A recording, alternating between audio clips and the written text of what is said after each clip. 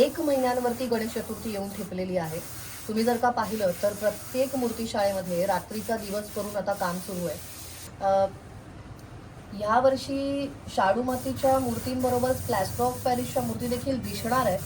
मात्र शाडू मातीच्या मूर्तींना पसंती पाहायला मिळते ग्राहकांची किंवा भक्तांची.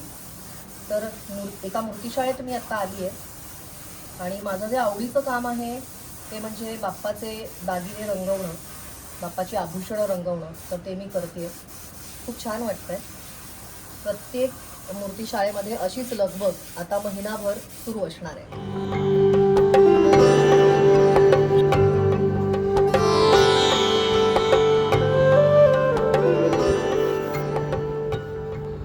आम्ही शाडू मातीच्याच मूर्ती घडवतो.